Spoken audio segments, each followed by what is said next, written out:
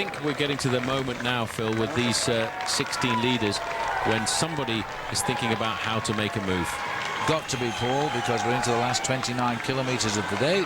There's always 3 go the other way, and it's the long way round. Keep the pressure on. Looks like there might be an attack coming off there.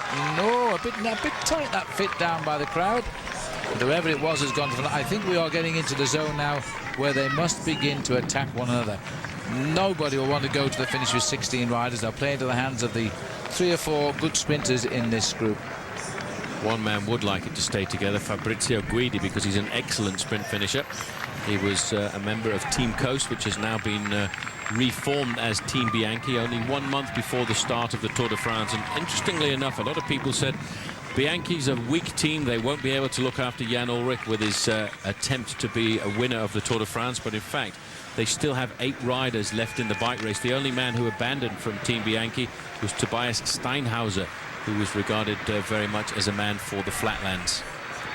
That was Dario Cioni, one of only 3 riders left in the Fassa Bortolo team, with his hand up there. I think he wants a drink. Here comes the team car to check him out as they continue now at this immensely high speed today, yet a big time gap. Latest check, 22:17. We're on the ascendancy again as the race continues to head to the finish. We are just 28 kilometres from home. They won't be ready when we get down there. Stay with us here on OLN. Oh, the streets here, Saint-Maxent, waiting to welcome the Tour de France today for the very first time, as we're heading now towards the finish of the 203 kilometres, 18th stage. The 19th day, though, of this race. 16 men still clear, 22:27 is the gap. Just looking here, sitting off the back of the group, Massimiliano Lelli in this leading group of 16 men. He's now moved himself up into 14th place overall, and that was his finest ever finish in the 11 Tours de France. He did it last year, and if he gets up into the top 14 riders this year, then he will be looking back with great fondness at an enormous lead, all recuperated in the break today. Oh, now, have you seen the face? That is horrendous. That is, I don't know if you could see the face then of Sviatoslav Yakimov. It looked as though he'd stuffed his mouth full of cakes. It was completely blown out. And if our cameras realise that, I'm sure he'll go back. He was stung about half an hour ago by a bee or a wasp, and it started to swell almost immediately, and really there's nothing they can treat him with that's really any use because of the strict doping regulations. It's the tough thing about the doping regulations. When a rider does have a serious problem, there is hardly anything available to be able to treat that problem right now, and his face was really swollen up there. It was his bottom lip that was bitten, probably by a wasp, and he seems to have reacted to it fairly violently. Well, I tell you what, that is absolutely terrible, Paul. Really, really swollen face. We caught a glimpse of it there. And, well, it might start to go down if he can survive maybe an hour. But it wasn't the case with Jonathan Waters. He had to retire from the race. Well, in fact, he was unable to, in fact, carry on breathing. And the sad thing is that an injection of cortisone would actually bring that problem down in the space of 45 minutes to an hour. But unfortunately, he's in the middle of a bike race right now. And in any way, cortisone is an illegal substance in the sport of professional cycling, so they can't use hardly anything at all to get rid of that problem. Now, you know, looking at it from the very hard point of view of Sviatoslav Yakimov being a reliable teammate for Lance Armstrong, if he had to get stung by a bee, today was the best day because the team aren't required on the chase today. It's the time trial tomorrow when the leaders have to do their own work, and on Sunday it really won't matter either into Paris. But Lance will want to see all 8 teammates around that table, which he hopes will be the winner's table on Sunday. Well, that's a point of honour, and many teams like to try and get to Paris with as many riders as possible. In fact, there are only 5 teams left in the Tour de France with a full complement of riders. US Postal is one, iBernesto.com from Spain is the other. Team CSC, Tyler Hamilton's team, is another team which is completely made up of all 9 riders, and the other 2 teams are Quick Step, a team who've had 3 stage wins so far, and the French team Brioche La Boulangère have still got 9 riders on board. Well, this is the leading breakaway. They've been together now since the 62nd kilometre, so they've been up front for 140 kilometres. As Carlos de Cruz in the centre, he's a fairly good sprinter. Baden Cook will be pleased he's up here. Christophe Brandt coming through now. The Benesta rider is Pablo Lestras, and Alessio rider, who's also a good rider on the sprint, just behind there, Vladimir Milojevic from the Italian Alessio team. And the man in the distance there waving his arms is the race referee, and he's probably shouting at our television camera. They're all getting very nervous right now. You see the turns, they're not working quite as well as they were about 20 kilometers ago, because everybody now is thinking more about victory than trying to build up an advantage over the main field. So one or two riders are becoming passengers at the back end of the group, thinking about how they're going to outwit the men who've been their allies over the majority of this afternoon's stage. Yes, so we're getting rather too many motorbikes around the riders there, because if they stay around the riders, of course, they are actually inhibiting their movement when they want to put in a surprise attack. So they've just chased them all away. As we look at the bunch, then you can clearly see they are still going very, very quick. Now, we go back 100 years, by the way, to the 1903 Tour. The average speed was a mere 25.67 kilometers an hour. But on those bikes, it must have been pretty quick. And they raced 5 stages there as we passed through the same route. Now, this is an interesting move. It's Thomas Vogler from the Brioche La Boulangère. I thought he might have tried something in the sprint, but he obviously feels he should try something on his own. He's trying to do now what Servais Knaven did yesterday, and it's come at 20 kilometers to go. We should see the banner very shortly. He's a long way down, and there it is. He's a long way down in the overall classification, 133rd, but they will certainly react behind him with a move like this. I think the man who took up the pacemaking first of all was Fabrizio Guidi. I saw a light blue jersey accelerating. It's a big group. That's why everybody's looking at their compatriots in the breakaway right now to see just exactly who is going to take up the pacemaking. There's the bicycle of the devil on the left there. Many of you asking where he is. Well, I didn't see him, but his bicycle's parked up nicely on the left of the road. At our left of the road, of course. Well, we expected the attacks to start now. It should shake out one or two weaker riders if they've been having a rough ride up towards the finish. On the other hand, they've got a split on the hands, which they'll have to fight to regroup. Vogler here, clearly a strong man. It's his first Tour de France, by the way, as they start to now try and patch the difference. Carlos de Cruz was in there as well. Just on the left-hand side, making the big acceleration on this slight incline, is also Fabrizio Guidi. I thought he would try and make the move. A couple of years ago, he had a very successful season. He's always been a man threatening to become a top sprinter, and as you can see, that's him just trying to nail back this acceleration by Thomas Vogler. There's not too many hills on the course this afternoon, and this small one has proved to be a very good launch pad for a counter-attack. But Lely, I think, watch out for him on the left-hand side. He's a very canny bike rider. Here he goes. He's to be the next man to move. This is his first move now. They're looking over each other. He made it ever so casually, didn't he, Massimiliano Lely? At 22-22, the time gap at the moment, and attack after attack, and Lely with the most to gain in the breakaway is now asking them all to come and join him, as it's now Lestras who starts the chase here from Ibanesta, followed by Finacciari. They see that sooner or later a little group's going to crack this breakaway. Well, watch out for the Italians, because they are the dominant team, the dominant country, I should say, in this breakaway. There are 7 Italians in the leading group, and it's the other countries who seem to be taking up the pacemaking behind them. The gap now being closed down by Andy Flickinger and Daniele Nardello there in the pink. I think, Phil, we will see a lot of attacks coming from the Italians here. Andy Flickinger, very strong rider, good sprinter, but would like to thin it down, perhaps. They all know now that this lovely, compact, workmanlike group has now thrown caution to the wind. Look at the split in the break now. The boys will have to repair the damage at the back and then try and take a few deep breaths and attack themselves. A big split there. This could be, well, the first split of the series of attacks. We are 18 kilometers to go. Brandt has been caught out. The big advantage that one team has, Quick Step, is they've got 2 men in the breakaway, David Bramati and David Cañada. It looks as if this is the front half. This is Paolo Forniciari on the right-hand side. De Cruz has made the split as well. Daniele Nardello, Lastras, a winner of 2 stages of the Vuelta last year. Flickinger in there as well, Lely, and I think the last one just on the back there is Thomas Vogler. Well, I've noticed that Quickstep got both the riders in this breakaway here now, David Bramati and David Cañada. This could be the first split as the attacks have started. Stay with us on OLN, back shortly. Welcome back as we look at the beautiful Château des Ouches here in the northwest corner of France, and just going around the outside of it now is the leading group of 7 men.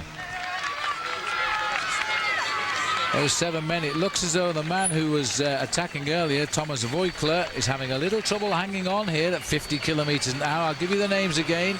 Pablo Lestras of Spain and Benesto, Paolo Fonacciari of Seiko in Italy, Massimiliano Lelli, Cofidis in Italy, Carlos de Cruz, France, and Française des Jeux.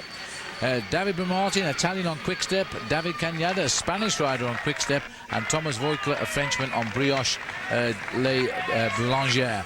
And we're back here now with the riders trying to put matters to right, because this is Guidi, the sprinter. He's been left in the second group. About 17 seconds going up, Paul. 25, they're saying now. Well, Thomas Voigtler, the man in the red jersey at the back there, already a very good winner at the start of this season in the Tour of Luxembourg. As we look at the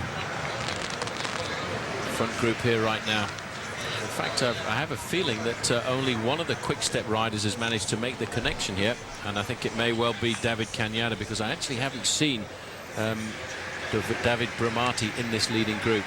Well, he was certainly there when they started. He may have been dispatched. We should have 7 riders. Now, if we've only got 6, that's the man who's probably said goodbye to the break very quickly. But certainly this group here is the group that's having to work very hard now to try and put matters to right. This is De Cruz. Oh, sorry, lead away. That's De Cruz on the front. There certainly is only one quick-step rider here now. Oh, no, he's just come through on the inside. That is David Cañada. Well, they are still moving at a race near record speed for not just the Tour de France, but for the day as well. They're very close to the 50.355 of Mario Cipollini back in 1999. I don't think they'll do it, but they've kept the pressure on all the way. The gap continues to climb at 22.08. It's just about locked on at the moment. Well, Cañada just sitting at the back of the front group, and his teammate is sitting at the back of the second group as well, because David Bramati is definitely in the second group. This is the chase group at the moment, and they are chasing the leading group, which is now 8 riders, and they are separated by 29 seconds. Well, these are the leading 8. So it must have been that Cañada, Bramati, got shot off that leading group and has reduced it to only 6 up there. Well, there's still 8 leaders up there, so who's got across them? Because I didn't see anybody got across them. I counted 7. Well, somebody's got across in the confusion, I think, because there was an awful lot of attacking going on that slope where this breakaway originally started. And we're looking here at, this is Paolo Fonacciari. Daniele Nardello is in the break. Lastras, Massimiliano Lelli, Carlos de Cruz, Andy Flickinger, and Thomas Voigtler. It's an 8-man leading breakaway right now with about a ½ minute advantage, and it really does amaze me the sights that we get when we go through France. It is really quite a wonderful country. Well, the 2 men that caught onto the train just was Daniele Nardello, who seemed to have crossed the gap, and Andy Flickinger, AG2R. So Nardello, this is a very typical move by Daniele. If he's going to win, this is a perfect day for him. The Telecom team coming possibly on a day of sadness, really, because they lost Santiago Botero, who didn't start this morning and hasn't really had his heart in this race from day one. Once won a stage of the race, Nardello, at Carpentras on the other side of Mont Ventoux. Well, it depends which side you climb it, of course, but it's down in the valley there. These guys have definitely got the advantage on the others right now, because there doesn't seem to be any organisation in the second half of that leading group of 16 who are 30 seconds behind. Well, looking at the lineup here, we're going to have to look at, it could be a great day for Carlos de Cruz or Fonacciari here, or possibly Andy Flickinger. They can produce the results in a sprint. Coming up to 10 kilometers to go and a break on OLM. Welcome back. We're looking down here on Andy Flickinger of the AG2R, the winner of only 1 race in his career, which was last year, the Paris-Carrez race. And he's just jumped away from the group which had splintered, but it looks as though they are oh, it's David Cañada who's gone. The colours are very similar to AG2R. Now, this is could this be the second day in a row? A man from Quick-Step has taken the honours for the team. Well, we're looking at David Cañada, Paul. We are looking at a carbon copy now of yesterday's race. This is an unbelievable team, Team Quick-Step, and the overall manager of the team, Patrick Lefebvre, just seems to inspire a great spirit within the team. He's looked after his teams for many, many years, and over the years he's been the responsible man for the domination of a team called Mapei in one-day races like the Paris-Roubaix, where on a number of occasions they finished first, second and third. And funnily enough, Phil, the first time they ever did that, we said this is the first and last time we'll ever see a team like this take a clean sweep in a classic. But then they came back and did it several times after that. Yeah, absolutely right. He's seen some wonderful victories under his skill at guiding his riders to great victories, telling them to try this, try that, and they more than often than not do work. It's a huge effort now, trying to repeat what Servais Canavan on the same team did yesterday and ride home to the finish. The gap is almost the same as it was for Canavan yesterday, but at the minute, I think he's hanging on. What's he got? 6.7 kilometers still to ride. Now, a road or time trial win at the Tour de France, by the way, pays something like $8,000. That's about £6,000 to win. There's slightly less, about $5,200 for the men. Prize money, though, is normally pooled amongst the team riders. They all get their cut because that's why they work so hard for each other. It's always a musketeer effect in the Tour de France, all for one and one for all. The group is split again there. You can see a small counter-attack trying to get up to the back wheel of David Cañada. Cañada has been a professional since 1996, and he doesn't really have that many victories to his credit. He's still holding on, though, by about 50 meters or so, but it seems sure this one's going to work. He's got to keep going. I'm not sure it's going to work. It looks like Vogler this time is now coming up to him. He keeps looking down. He's a pretty good time trialist. A couple of years ago, he looked like he was going to be a serious overall contender for stage races, because in 2000 he won the Tour of Murcia and the Circuit of the Sarthe, and that was because of his time trialing ability. Well, this is Vogler here, so he split the 8 riders into 4, 3 and 1 by the look of it, and so these 3 get across and put 4 men up front. That will be a very different chase story. Da Cruz is here. Could be perfect. Danielo Nardello and Pablo Lastras. These are the 3 riders now driving on. And Da Cruz, I would think, will be the best sprinter. And he knows he's got a real chance here of a first ever stage win in the Tour de France. He's the boy in grey and he's driving. We're starting to count down. This should be 5 kilometers to go now as we head down towards our first ever finish at Saint-Maximin-la-Colle. Just inside of the banner there, indicating 5 kilometers to go right now. He looks over his shoulder. What they have to do is they have to nail him back, and they're still holding on to a 100-meter advantage. He was 3rd overall this year in the Tour of Luxembourg, but in fact in the start of the year in February he broke his left arm. Now this is good because you just see Daniele Nardello swing. Oh, that was very close. This is the fatigue that these riders are going through, making them make mistakes like that. That was Carlos Da Cruz, who almost touched the back wheel of the rider in front of him. Well, Da Cruz now is anxious to try and get across this gap, because he knows if he does, he's probably packs the finest sprint of the group, and he might well get the stage win. This is the man, by the way, that Baden Cook, his teammate in the green jersey at the start of the day, thought might make a breakaway. Well, he was right, and as much as he has made a breakaway, but Baden Cook is fighting for that green jersey today, equal on points, and that's going to make the bunch sprint very, very exciting indeed. 4 kilometers to go now.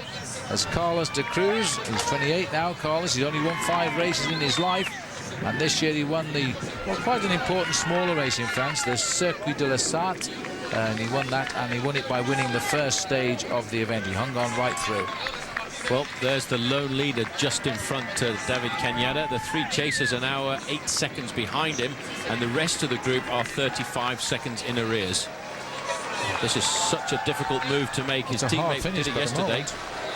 And he's looking, probably just counting these kilometers go by at speeds like this. It normally takes the riders between 1:10 and 1:15 seconds to cover a kilometer, but the last kilometer, I would say, should be covered in around about the 1 minute mark, because they will be doing 60 kilometers an hour coming down the finishing straight. Well, Da Cruz is so excited to get this group across. He's doing a lot of work here. That might be a mistake on his part. I don't know how much Pablo Lastras can offer to this race now, because he didn't seem to be able to work there when Daniele Nardello went through to do his turn. And it just shows how quick David Cañada is riding his bike. Here come the 3 behind. Lastras is going through now. And then you see what they're doing now is very fast turns on the front, not taking a long time to recover. There was Lastras, flicked his right arm, saying next please, but Danilo Nardello couldn't go through. And watch out though for Pablo Lastras, because he won 2 stages of the Vuelta a España last year, and the year before that he won a stage of the Giro d'Italia. So he's a very good rider, very good when it comes down to tactics. Oh, you can almost feel the pain emanating from David Cañada there right now. His body is screaming out stop, but he knows he's got to keep the effort going for just a little bit more, and he'll be looking up the road to see if he can see the 2 kilometre to go banner. These 3 riders are fighting now to try and get on terms with this man who is running away with the stage for the 2nd day in succession for the Quick Step team. It would be an incredible coup for them to win. Forget the peloton for the moment, they're still over 20 minutes back. These guys, they can't close down the final 100 metres. They're all over themselves right now, just trying to get there. And it really is a battle and a scramble to get up to the tail of this man at the moment, who can now see the banner indicating just 2 kilometres to go. He's got to keep the effort going for just a little bit longer. At the end of this long straight, he'll get the turn down into the finishing line. And fortunately for him, it's slightly downhill, but it really is remarkable. It's panic on board with those riders in that group of 3 chasing. David Cañada is holding off, and I really thought that group was going to come up to them, but no, he is hanging on in there. It's a long straight run down the main National Highway N11 here. This is the 2nd ever tour for David, and in the year 2000, the last time he rode it, by the way, he was amongst the riders for a high finish. He finished, in fact, in 33rd place, fairly nondescript, never looked like winning a stage, but today, I think he might. But he's still got a bit of power in those legs. You can see his legs almost knocking against the bike right now as Pablo Lastras from ibernesto.com comes through. These guys are looking over their shoulder. Daniele Nardello is thinking about the stage victory if he can just pull it back to the man who leads the race at the moment. They're around about 75 metres behind him, but it just is an interminable effort for these riders just to try and catch him, and they are still not closing it down quickly enough. It's got to be a huge effort. They're saying it's 6 seconds, that's all, but they are so committed. 6 seconds, you know, can be wiped out in the last kilometre, especially when it is downhill, and those boys have got some big gears on the bike now, but the trouble is they've got to take a move, and psychologically they know the first man to chase him won't win the stage. He's just found a bit more extra energy from somewhere. He looked over his shoulders and he knew he's still got the 75 metres advantage. He will have his chain right across to the right hand side at the moment, trying to get all of the last big energy he can, and it is so close. It looks as if De Cruz has taken up the pacemaking behind and he's got a slight gap. The last desperate effort here by Carlos De Cruz. He's been close before. He's going across to try and get some slipstream. 100 metres to go. De Cruz has been beaten. An incredible ride by David Cañada. De Cruz will get 2nd, Nardello 3rd, but it's a long way to go. Oh no, it's come round him on the outside and gone like an express train. The last desperate effort in sight of the line, and De Cruz is himself now beginning to fade, as here comes Pablo Lastras, and on the inside he tried to take it, but he never got it. On the line, Lastras has got it. We are being treated to a Tour de France that does never exist. It is incredible. Lastras in his first Tour de France now adds 2 stage victories in the Tour of Spain, a stage victory in the Giro. He's now got a stage win in the Tour de France. Here is the sprint from the rest here, taken out by Massimiliano Lelli, I think it was there. He gains most from the day at the big time gains. We don't know what they are yet, of course. Here comes Fabrizio Guidi as he tries now from Milojevic. Milojevic is the rider going to take him. No, Guidi got it. He'd be kicking himself because he was the best sprinter in the group.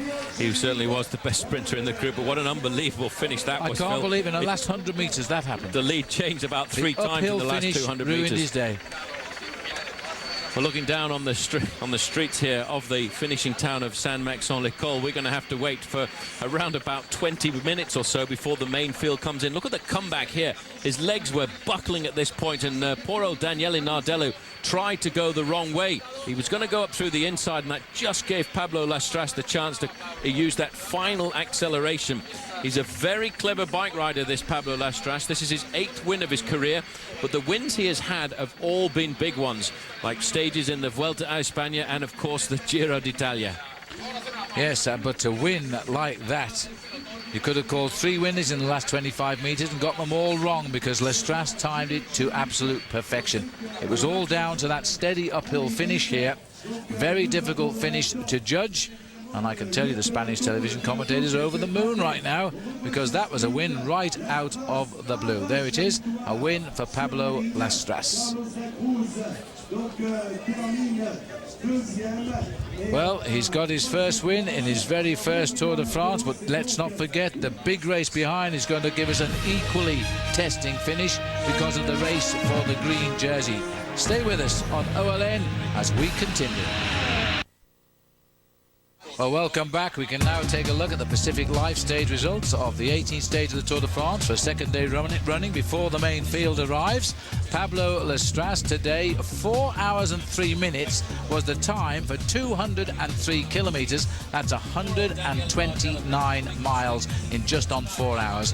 The crews at Nardello, Cañada and Lely were the top 5. Looking down the rest of the breakaway, Flickinger, Volker, Fornaciari, Fabrizio Guidi, and he really should have won the sprint, but he got beaten before we got to the line, really. And Vladimir Milojevic from Croatia there, taking the 10th place sprint. Amazing, isn't it, that was such a difficult sprint to judge because of the uphill finish. The peloton, by the way, are still out on the open highway, as we can see here. Now, we're still a fair while. We're waiting for final time gaps to come our way, and the clock is counting. It's just over 5 minutes now since Pablo Lastras added a win in the Tour de France to his wins in the Tour of Spain and the Tour of Italy. He's going to go home a very happy man, and again showing us there that he's probably the elder statesman on that iBanesto.com team, Paul, because he's 27. Well, the team has been around for an awful long time, and they've had great success with the Tour. And it will be sad to see them move away from the Tour de France at the end of this. But because even though Banesto has been a sponsor in cycling for 14 years, the team infrastructure has also been around for a long time, because before that they existed as the Reynolds team. And in fact, it was with Pedro Delgado that they won the Tour de France many years ago. Well, this is the field here now. They will probably know who's won, because the race will have managers behind can talk to the riders, and so the Banesto team will be feeling very smug with themselves as they ride towards the finish. The US Postal team won't care who won, because their man Lance Armstrong is here. Neither will Bianchi's Jan Ullrich squad. He's here as well. They are 15 kilometers out. They were probably 12 miles or 20 kilometers from the finish when Lastras crossed the line. That's quite a long way, Paul. It is a long way, and it really is quite remarkable to think that leading in to the individual time trial, which will come up tomorrow, over 49 kilometers, we still do not know who's going to win the Tour de France this season, because it really is going to go down to the final time trial, and maybe even to the final sprint on the Champs-Élysées, where there is still a 20-second time bonus available. But this sprint, even though they're sprinting 25 minutes behind, is going to be very important for a couple of bike riders in here, because there are still points available in the green jersey race, which is at the moment still on the shoulders of Baden Cook, although he and Robbie McEwen have exactly the same number of points.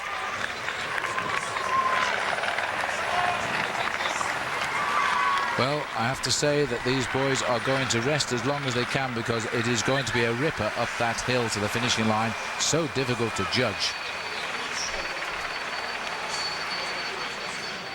Looking down at the moment at Stuart O'Grady, but it's the other Australian now who's gone equal on points during the day, Robin McEwen with Baden Cook. And before the start, Frankie Andreu also chatted with Robin McEwen. Robbie, yesterday you proved you're one of the fastest guys in the sprint. Today you'll be going for the bonus sprints again. Do you feel a little bit more confident that you can beat Baden Cook for the green jersey? I feel confident that I'm going the quickest. I seem to have found my legs back after the Pyrenees, but it's still 6 points, and there's not going to be many opportunities to take points back. I think today will be similar to yesterday with the breakaway early, and we probably won't get a chance at the intermediate sprints. So I have to try and take another point on him at the finish, hopefully two, and then everything will come down to Sunday, I think. So you wouldn't think about trying to get in the breakaway? You'd more take the gamble and just wait everything for Champs-Élysées? Just wait for the sprints. I mean, when you're up there in the green jersey, nobody's going to let you get away in a group. They're definitely going to close it down. And if I do get in a break, nobody wants to ride with me anyway to the finish. So I'll wait for the sprints. All right. Thanks, Robbie. Well, thanks, Robbie. Things have worked out a little better for Robbie because he won the first sprint of the day. He is equal on points now with Baden Cook, and he's going to go head-to-head with him very, very shortly, so don't go away. Today's stage not yet over. See you in a moment. Through the crowded streets here, believe me, the riders are still on the road in the Tour de France. There's now nearly 12 minutes has passed by at the moment, and while we continue with the riders coming in, we'll just have a look at some of the Tour's up-and-coming riders as we continue now with Infinity, accelerating the future. Now, when the Jean de la Tour team was selected as the last Tour wildcard, there were cries of foul play in favour of Mario Cipollini, yet in the first week they were vindicated. Jean-Patrick Nazon was the Jean de la Tour rider who took out the race lead as the race got down the road. He was the first Frenchman to lead the Tour for 2 years and was getting the Centennial Tour off to a great ride. His hometown of Sedan is not too far away from where he became the leader of the Tour. He's a very good sprinter. He's still in the main field coming in today, and we might yet see him in the action as they race up towards the finishing line. There's Georg Tochnik in the white jersey there, being surrounded by Floyd Landis on the left, and these riders all thinking now of the finish. Well, for the leader, Lestras, he was only out on the road today for 4 hours and 3 minutes. I find that incredible for a 203 kilometres. We're waiting for the information, of course, as to whether it's the fastest stage ever. I don't think it is. As you remember, Lestras coming up the hill there, he looked like a loser as he approached the line. Carlos de Cruz should have been the winner, and de Cruz will never believe that this man just put in the lunge that gave him the result. Officially, they are saying it's 50.25 kilometres an hour, marginally the second fastest stage ever seen in the Tour de France. The fastest, 50.35, and they did 50.25 today, Paul. The remarkable thing, Phil, is the distance. 203 kilometres, 125 miles in less than 4 hours of racing. That really is remarkable. It's fantastic, and these boys are just never going to stop surprising us. This is the way the Tour de France has got. That's why when we said in the Pyrenees the Tour was far from over, and we have been treated to surprise, shock and surprise on every turn. And the time trial, don't forget, is tomorrow, and we still have a sneaking suspicion this race will go down to the last stage into Paris, and I can't believe I'm saying that. That's the peloton still twisting their way through, and let's see, 14.5 minutes now since Lestras won this stage. The peloton will shortly be sharpening their legs for that big spin. Another break coming your way on ONN. And welcome back, and the town of Saint-Maxent has witnessed a Spanish winner for the first time we've been here in the northwest corner of France, and a Spanish winner who is now talking on television, waiting for the peloton to arrive. 18 minutes has gone by now, and then when they get here, this race is going to see some sprint in the race for the green jersey. The yellow jersey, Paul, of Lance Armstrong, the off-green jersey, the Celeste colours there of Team Bianchi's Jan Ulrich. They have ridden side by side since they contested that first sprint of the day. Advantage Ulrich, he pinched back just 2 seconds. But now, as far as they are concerned, they won't get involved in the race for 17th place. It'll go head-to-head with Robbie McEwen, Baden Cook, Eric Zabel, and a couple of intruders probably. We'll throw in Stuart O'Grady and Thor Hushovd, who are in 4th and 5th position in that competition. But it really is closing up at the top end of the classification there, because Cook and McEwen are both locked in exactly the same number of points at 169. Zabel's not too far behind at 157, and they all have to remain very attentive. But I think Zabel will think more about trying to get victory on the final stage on the Champs-Élysées. Right now we are looking at a dramatic sprint for 17th place. It's remarkable to think that 17th place on a stage of the Tour de France can be regarded as important. It's worth 9 points to the man who gets it, and so that is going to be crucial. They go down at 1 point intervals at this stage now, so if McEwen gets it, for example, and Baden Cook is second, they will go into tomorrow separated by a single point. Now, they're not time trial riders. They're not going to pierce the leaderboard tomorrow in the time trial, so it'll be no score in the green jersey competition tomorrow. That means on Sunday in Paris, It will not be a day off for these riders. They'll race for the finish. 4 kilometres to go, and it's now just on 20 minutes since Lestrasse led the boys home with victory on today's stage of the race. Well, there's Cookie in the green jersey, not too far of him. You can just see behind, in fact, Bradley McGee there is Robbie McEwen ejecting that bottle quite dramatically over the top of the fields. And this is going to be an important sprint because McEwen has to finish in front of Baden Cook and inside of the top 25, and then he will pull the green jersey on. There's on the left-hand side the Australian national champion, Stuart O'Grady. Never far from the action when it comes down to the sprint at the end of these races. No, and Hushoff was with him too, and I think it was Hans de Klerk who was actually coming up there to try and lead out McEwen. He's last in the race, Hans de Klerk, and he's over 4 hours and 40 minutes behind Lance Armstrong. But on these sort of finishes, he's a very strong lead-out man. And Robbie McEwen has lost his other lead-out man who retired 2 days ago, the Australian Nick Gates. He went out, he just couldn't breathe, he said, and he retired on the road. Last day in the Pyrenees. That was really sad for Nick. He thought he was going to see Paris at the end of his first Tour de France. 3 kilometres to go. Gerolsteiner have advantage at the moment, right on the front. They have only 4 riders in the race, by the way, but they're still trying to get Uwe Peschel, perhaps, or Marcus de Berg, more likely, over the line. Don't forget, after today, with the 2-second gain by Jan Ullrich at the sprint, he's now reduced his overall from 1:07 to 1:05. The rest are exactly the same time gaps as they were this morning on Armstrong. None of the big riders finishing in that leading group of 16. And that's why it has gained so much time over the field. Best place was Lely, and he was 45 minutes down. They pulled back at the moment, 21 of those, but there won't be many more. Eric Zabel moving up there in 7th position on the left-hand side, the white jersey with a stripe across it, champion of Germany, I should say, and a 6-time winner of the green jersey points competition. He will not give up either until we get down to the final sprint on the Champs-Élysées. On his wheel is Stuart O'Grady, and a little further back, the duo of Baden Cook and Robbie McEwen. In front of Robbie McEwen is Brad McGee.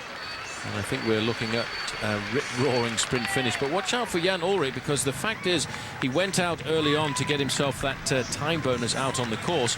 And if there's a split in the main field, of course, he would also look for the advantage there. You know, it's funny you say that, Paul, but this is a rather nasty, gentle incline to the line. And it could be a day when the race referees will choose to watch for the gaps in the big peloton and not give them the same time. And for that reason, it's a very good point, Paul, for that reason, Armstrong and Ullrich may have to contest the sprint here. Well, Ullrich is in 2nd position right now. He has a teammate on the front just setting up the pacemaking, and Armstrong is not too far away either. You can see Armstrong in 20th position, just sitting in the front end of the main field. Right on his wheel is Alexander Vinokourov. But Armstrong has to stay at the front end of the peloton in what could be a rather dangerous sprint to the line.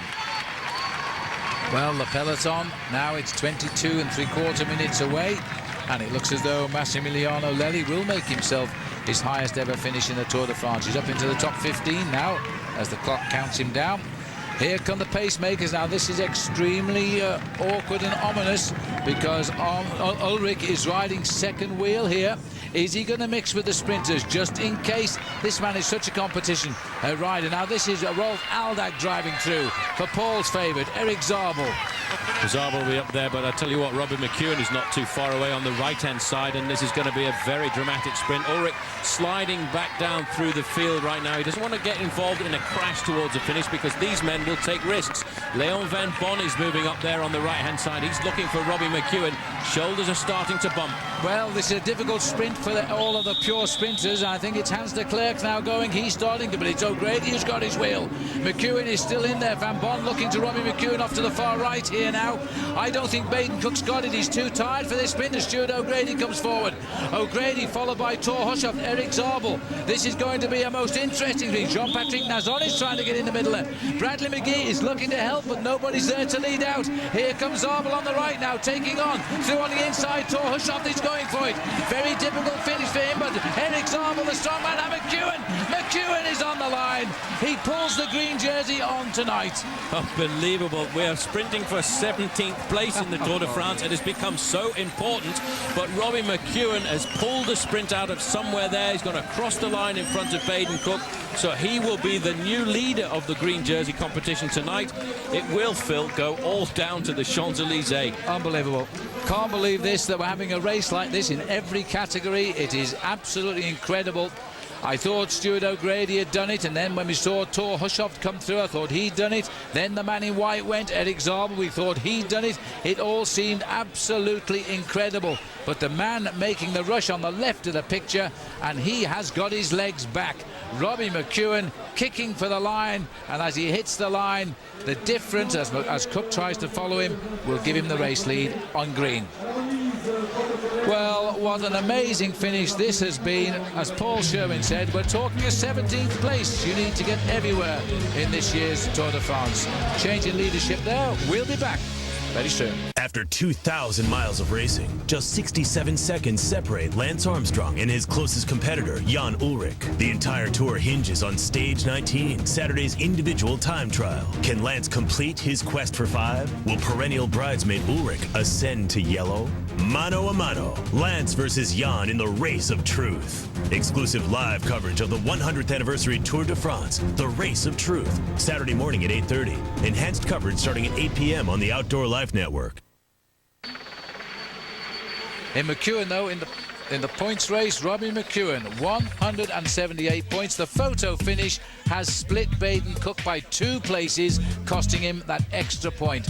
Zabel is in third, 165. Thor Hushovd, 35, 190, 200. Paul, it could well be Zabel, Cook and McEwen.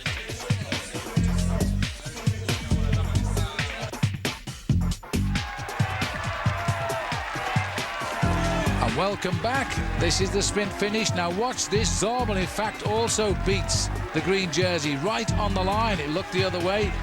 That's cost him 2 points. Looking at this on the pictures now, just see that. The white jersey of Zabel, pipping Cook. 2 very valuable points conceded to McEwen there. Well, this is incredible, and this race is being won in every department, but there's still no winners. That's the thing. This race will now be decided in Paris with 35 points for the man who wins. Any of the top 3 could take the stage, take the green jersey. They could. The final sprint, the winner of the final stage could be the winner of the green jersey points competition. It's going to be that close. It will be a great showdown on the Champs-Élysées. We're going to have 2 big showdowns, one in the individual time trial, which is coming up tomorrow. The only competition which has been won, really, is the King of the Mountains competition, which Richard Virenque has walked away with. Which he's done on many occasions, and this will be the 6th. Now let's have a look at the overall. 105 now to Jan Ullrich. 2:47 to Alexander Vinokurov, because Lance did get a small bonus as well, so he's pushed his other rivals away by 2 seconds, but he'd be more worried about the gain of 2 seconds by Jan Ullrich. Heimars Rubeldia, Iban Mayo, they're going to have to fight to hold Tyler Hamilton off tomorrow, because Tyler Hamilton is right there in 6th place at 6:37. Ivan Basso, best Frenchman still, Christophe Moreau, Francisco Mancebo and Carlos Sastre. Sastre, remember, winning a stage of the Tour as well. Well, this has been extraordinary today. We've waited a long time for the riders to come in, but they're in now, and we still don't know who is going to win the Tour de France, or the second most important jersey in the race, which was brought in 1953 for the sprinters, and that is poised on a knife edge as well. Still, of course, the prize presentation to come. Lance Armstrong, when he gets his yellow jersey, Paul, I said 10 earlier, but in fact it's his 11th day in yellow. That's incredible. Really is quite remarkable. It'll be interesting to see what happens tomorrow, what choice of equipment he makes, and also I think will be interesting tomorrow morning to see just exactly what the weather conditions are going to be like. If it's a headwind, if it's a tailwind, that could completely and utterly affect the performances of those riders. But they will start with the same weather conditions, basically, because they'll start only separated by 2 minutes on the road. Yeah. You know, I never thought I needed a major in maths to work all this out as while we're commentating, but it's become matters of seconds and points, and I've got pen and papers flying everywhere here. But it's an incredible race, isn't it? Well, at the start of the Tour de France, we were saying, yes, well, the sprinters are battling out for seconds, but when we get to the end of the final week of the Tour de France, it will all be a question of minutes. Well, that's completely wrong, because right now it could go down to the thousandths of a second. Unfortunately, we've figured that one out. We've got that in reserve if we need it on the final day on the Champs-Élysées. That's right. At the moment, it will be Lance Armstrong if it was in the same second, but tomorrow, who knows? goes. Here's where we go tomorrow, not very far away actually, where we go over to Pornic, right on the coast, a beautiful town. It's a port actually, a fishing port. Then we race on a very, very flat road, pancake flat to Nantes. There is going to be, we estimate, 1 million spectators. We've been told that they've been starting to park their camping vehicles there since last Monday. Showdown time. It's showdown time. It's going to be a great time trial. We've commentated, Phil, on some pretty exciting time trials over the past few years. Well, I never thought we'd beat the one with Greg LeMond in '89. Well, I didn't. That was one of the most incredible, going down to just 8 seconds. And I'm not making any predictions because I got it wrong on that occasion. Never, because may the best man win. That's the best way to do it. We have yet to see the presentation. The riders are being swabbed up right out on the right here. We'll take another short break. When we come back, we'll see the men of the Tour de France receive those lovely coloured jerseys. See you back in just a moment. And welcome back. This we're watching now is the sprint for the win today here in Saint-Maxent, taken right on the line by Pablo Lestras of Spain. He has now won stages of the Tours de France, Italy and Spain. He hasn't won many races, but he certainly chooses the ones he wants. And he pipped Carlos de Cruz and Daniela Nardello. At this moment in time, it was de Cruz who was winning. Nardello couldn't find a way through the traffic, and then this rider timed it to perfection. Slightly uphill sprint, took full advantage of it. Well, I tell you what, it was an all change in the last 500 metres, because it looked as if David Cañada was just going to hold on to his win, and then he was overtaken by Carlos de Cruz.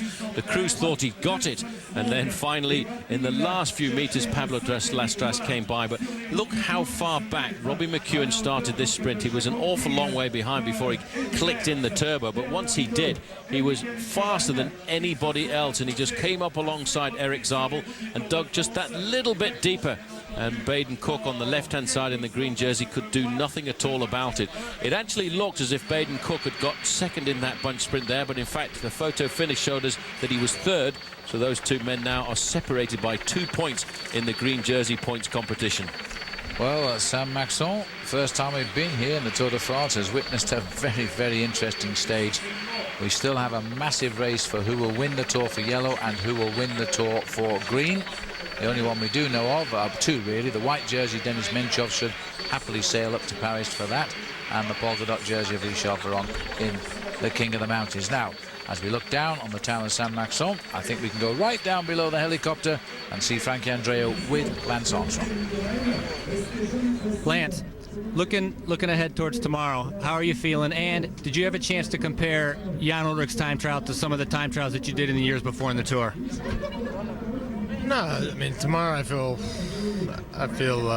ready to go, and you know, if you compare the you know, in the Tour it seems like there's always big difference between the first time trial and the last time trial, and if you compare years past, you know, he's not been as strong in the final time trials. Now, that's not to say he won't be tomorrow, but I'm confident, and at the end of the day, I don't want to go home and look my teammates in the eyes and having lost the Tour de France in that time trial. So I'm going to go fast. Have you already pre-ridden the course and seen it already?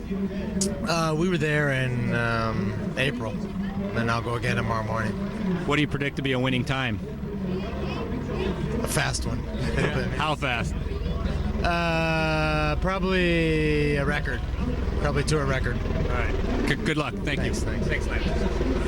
Well, that's amazing, isn't it? Yeah, it's going to be fast. It is going to be one of the most dramatic time trials we'll have ever covered on the Tour de France, believe me, because we are not just looking at who will win the Tour de France, and it may not be decided tomorrow. These two great masters of the race against the watch could still finish close enough together to make the race for time bonuses on Sunday on the Champs-Élysées. Well, that would be incredible, because I can't wait to get down to tomorrow morning to see the start of that individual time trial, because it is going to be a very nervous occasion for everybody.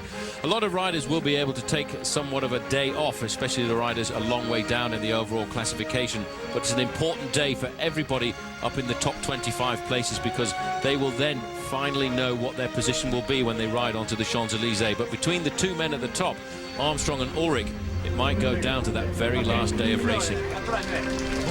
That is giving one the gendarme there, Paul, an autograph before he gets ready now for the prize presentation. As we go out to the podium, there he is, Pablo Lestras, 27.5 years of age, his 8th win of his career and his first of the year 2003.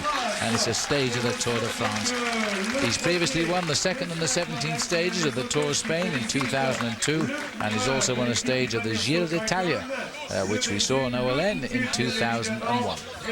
Well, his wins have always been pretty good ones, and he's a rider who, by the way, has been dogged by injury and illness throughout his career, and he's had some pretty dramatic crashes and always had to fight back to fitness. And I think he really enjoyed that one here this afternoon, because with 50 meters to go, it looked as if he wasn't going to do it. And congratulations coming from Bernard Hinault, a winner on 5 occasions of the Tour de France. Handshakes from the Deputy Mayor of Saint-Maxent and all the city councillors. A big day for these people here. They've worked so hard to make the Tour welcome. The whole town made this wonderful map, which is laid out on the local football field in the colours of the French flag, and has been well portrayed on the national press in today's papers, I can assure you. There's the final push to the line for Lestras. The crews must have thought he got that, and he was beaten right on the line. Quite a deceptive finish too, because looking at it from the commentary position, it looks like a flat finish, but when you actually get down onto the road, it just kicks up slightly towards the end. And poor old Carlos de Cruz, he was looking for a little bit more energy in those legs of his, and judging by the interest in the crowd here, I think very shortly we will see Lance Armstrong climbing up onto the top step of the podium, and he'll hope that that's where he's going to be on Sunday night. The face there you can see of Carlos de Cruz, but the crowd are welcoming Armstrong onto the podium right now. So Lestras has got his trophy. Lance Armstrong now comes on to receive his 11th Maillot Jaune of this Tour de France. Whenever he's received a Maillot Jaune the 11th time in the years gone by, it was a formality, and Paris was just going to be a transfer to the winner's jersey. Nothing this time could be farther from the truth, but he still finds the time to smile. Lance Armstrong still leads the Tour de France tonight. 1 minute 5 seconds his time gap, though, not 1 minute 7 as it was at the start of the day. We'll stay with the Tour de France. We've got plenty of more to come. We'll discuss the time trial. There's Bernard Hinault. He is a fine-time winner. But will Lance Armstrong be a 5-time winner? We'll be back on OLN in just a moment. And welcome back. We're looking down on the finishing town of the 18th stage of the Tour de France, Saint-Maxent-l'École. So we came in from Bordeaux like an express train. Anyway, we'll start off this segment by joining Frankie Andreo now, who has Robbie McEwen with him. Robbie, a fantastic day. You finally took over the green jersey. Did you think you had it in you today? Especially when the break was up the road and a lot of points were already gone. Yeah, well, the thing was, everything sort of came back together just before the first sprint. It got really hectic there, and I was able to squeeze through. And then suddenly I saw Ulrich and Lance in front of me starting to sprint for this thing. I noticed that no one could follow me through the gap I went through, and I passed him, got maximum points, so I was equal then. I thought, all right, I've got to win at the finish. I've got to beat Cook, and it was a really difficult sprint because of the headwind, and he was trying to follow me. I was trying to follow him, and I got the points, and Zabel even got in front of Cook, so it's good, but 2 points is not much. It's like last year again. Coming into Sunday, do you usually try to ride your own sprint, or you try to follow him? I try to ride my own sprint, but I make sure I know where the others are at all times. And I'm just, I'll do it like I did with Zabel last year. I'm going to stick to Cook like glue. Now I'm defending, so I go into that defensive role. Number 2 on its way. Well, let's hope so. There's still, a long way to go. 2 points is not much, like I said, so still a lot of stress to go yet. All right, thanks a lot, Robbie. No worries. Thanks, man. Yes, indeed, but he's very confident, isn't he? This is the latest point score now. 2 points, as Robbie told us, 178 over Cook's 176. Zabel could finish on 190 if he won the 35 available in Paris. So it's still a lot of riders here. The top 3 could win the points jersey in Paris. Thor Hushovd, Stuart O'Grady also in the mix on the finishing line again today. And even they, if it fell right, could in technical terms get that too. I think Robbie McEwen now has headed down to the podium. We're looking here at Lance Armstrong signing yellow jerseys. There's Robbie in the background as he's pushed out in front of the crowd. Nice round of applause as well. We'll go around and see him very shortly. There he is. and the green jersey is back. His eyes light up. He won this competition a year ago in a great battle with Eric Zabel. Look at him, just look at it now. How does it fit, he says. I think he looks pretty good. As Robbie McEwen now, he held the lead, don't forget, in the early days of the Tour. Cook has been a solid leader since right through the mountains, but has had a tiring trip through the mountains, and that might cost him the final victory when we get down to Paris. Who knows? Well, the older, more experienced rider now trying to show in the last week, and that's why we see the power starting to come back into the legs of Robbie McEwen and, of course, Eric Zabel. But it will be a very difficult sprint on the final stage, because these two riders realize that if they want to get the win, they're going to have to get themselves across the line in first place, and they will have to try and win the final sprint on the Champs-Élysées. But McEwen, Phil, after the mountains, looks pretty good. He is getting his old sprinting legs back, and he is a very, very fast sprinter when he's good. We'll take another break, and then we'll go down to our studio and we'll discuss what is going to happen as this Tour de France continues. We'll take a break and see you shortly. And welcome back. There is just a small part of the massive crowd which has welcomed the Tour de France here in Saint-Maxent-le-Caux at the 203 kilometres today. That's 129 miles, and the winner today, Pablo Lastras, did it in 4 hours and 3 minutes. So that is quite ridiculous. I can't believe it. Second fastest stage in the history of the Tour de France. It's been amended, by the way. It's quite slow now. It was 50 kilometres now. It's now a mere 49, Paul. What a great race. Yeah, only 31 miles an hour. An unbelievable race, a very fast race. But this whole Tour de France has been a strange race. It's been very difficult to predict, and that's why I'm not going to offer any predictions for tomorrow's individual time trial, which wouldn't be fair, who knows which way it's going to go. Pablo Lastras, though, rode it to perfection this afternoon, because he just waited to the final moment to come forward. And you have to stay very cool in a sprint like that. You have to wait till the last moment. You almost see the race unfolding in front of you in slow motion. And I'm sure Pablo Lastras will play back that film in his head again tonight on several occasions. Yes, you have to remember, most of the riders have never seen the towns we finish in, or where the organisers have planned the finishing line. So that would have been a shock, that uphill finish. But I tell you what, the time trial is going to continue to keep this Tour alive right up until we race over those cobblestones of the famous Champs-Élysées on Sunday. And tomorrow, you know, is the big time trial. Now, we're going to have a little analysation of that. Paul and I refuse to predict who's going to win tomorrow. It wouldn't be fair on the cyclist, because you know what commentators do. They put the downers on him when they say he's going to win. Let's go then to Kirsten Gum and Bobby Roll. All right, thanks, Phil and Paul. I think they're getting a little scared. We have 2 stages left, and all of a sudden they're saying no predictions. What is up with that? They've given us predictions this entire time. Yes, you know I'm going to ask for your predictions. Okay, our first time trial was back in stage 12. Let's go ahead and look back at stage 12 first before we talk about tomorrow's individual time trial. This could be perhaps Lance Armstrong's most difficult moment in his history in the Tour de France. Here's Aymar Zubeldia coming in, finally beating a time set by Uwe Peschel, who was the 16th rider to start. His time stood for many hours until the last few riders came across the line. The first man to go under his time was Aymar Zubeldia, the very good time trialist on the Euskadi team. Jan Ullrich, he had a big surprise. Big surprise for the field in this time trial. He had been very quiet in the Tour so far. He was 2 minutes and 10 seconds behind Lance Armstrong at the start of the day. But for 2 years in the purgatory that he's found himself, he fought back. He's been training very hard. He had knee surgery last year. It's all came good, though. All of that struggle was paid back by this effort he put in. A huge ride in the first individual time trial of this Tour de France up to the Cap de Couvert. That's Tyler Hamilton fighting through a broken collarbone.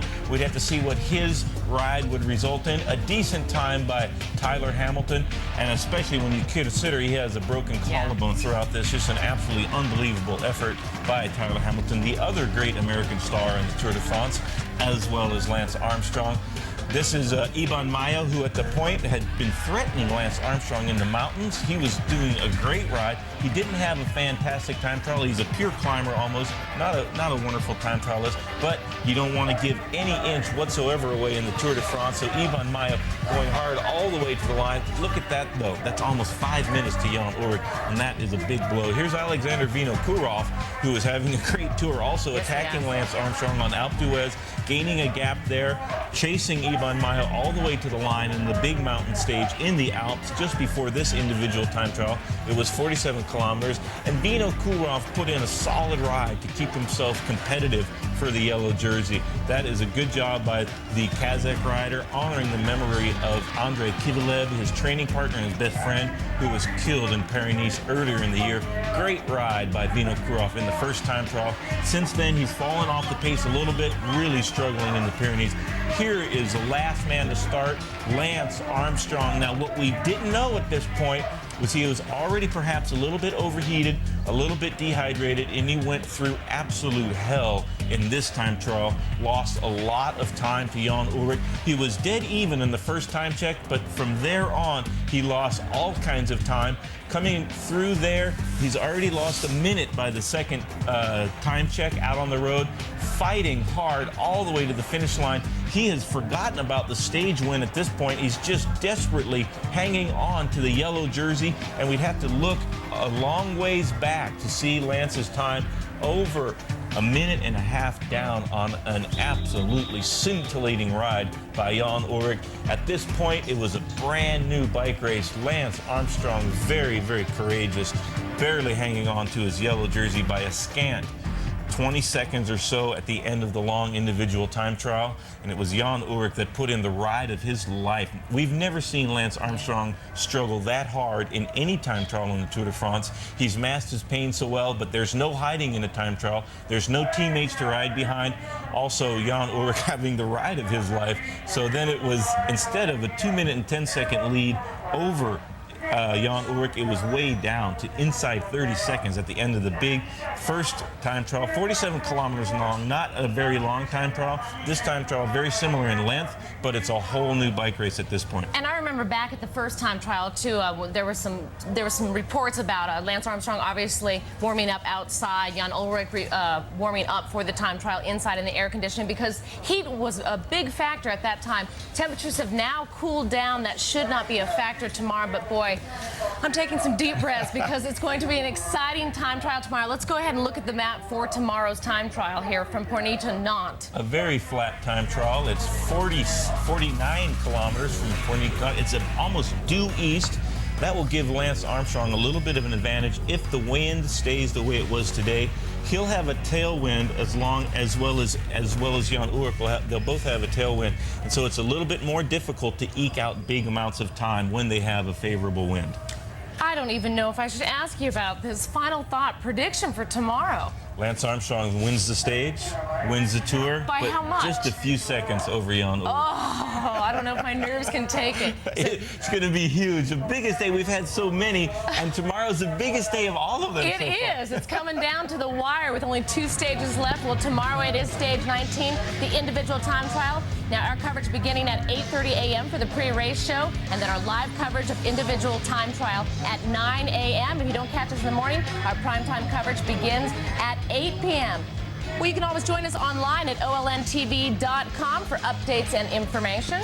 That's going to do it. Stage 18 in the bag. Stage 19 tomorrow. For Phil, Paul, Frankie, Bob, our entire OLN crew, I'm Kirsten Gum. We will see you bright and early tomorrow morning.